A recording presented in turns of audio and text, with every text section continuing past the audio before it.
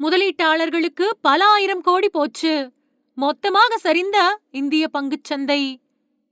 மத்திய கிழக்குல போர் பதற்றம் உருவாயிருக்கக்கூடிய நிலையில அது இந்திய பங்குச்சந்தைகள்ல நேரடியா எதிரொலிச்சிருக்கு. மும்பை பங்குச்சந்தை அப்புறம் தேசிய பங்குச்சந்தை ரெண்டுமே கடுமையான சரிவோட வர்த்தகமாகி வருது.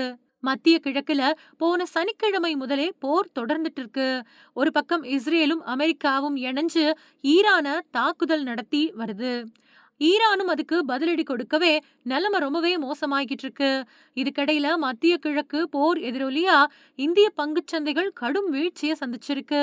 மும்பை பங்குச்சந்தை சென்செக்ஸ் 1100 சரிஞ்சு 80,277ல வர்த்தகமாகுது. தேசிய பங்குச்சந்தையான நிப்டி 300 சரிஞ்சு 24,890 புள்ளிகள்ல வர்த்தகமாயிட்டு வருது.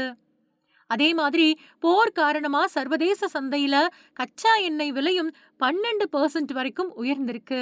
இதே நிலை நீடிச்சா இந்தியாவிலையும் கூட பெட்ரோல் டீசல் விலை உயரக்கூடிய ஆபத்து இருக்குது. அது மட்டும் இல்லாம அமெரிக்க டாலருக்கு நிகரான இந்திய ரூபாயோட மதிப்பும் 24 பைசா சரிஞ்சு 91.32 அப்படிங்கிற மோசமான நிலையில இருக்குது.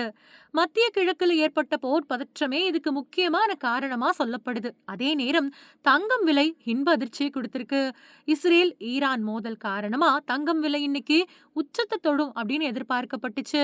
இந்தியாவில நேத்தே தங்கம் விலை உயர்ந்திருந்தது. சர்வதேச மார்க்கெட்ல தங்கம் விலை அந்த அளவுக்கு உயராத நிலையில இந்தியாவில இன்னைக்கு தங்கம் வெள்ளி விலை சரிஞ்சிருக்கு.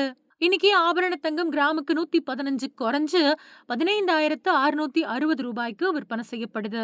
ஆபரண தங்கம் சவரனுக்கு 920 ரூபாய் குறைஞ்சு 1,25,280 ரூபாய்க்கு விற்பனையாகுது. அதே மாதிரி வெள்ளியோட விலையும் கிராமுக்கு 10 ரூபாய் குறைஞ்சு 315க்கு விற்பனை செய்யப்படுது.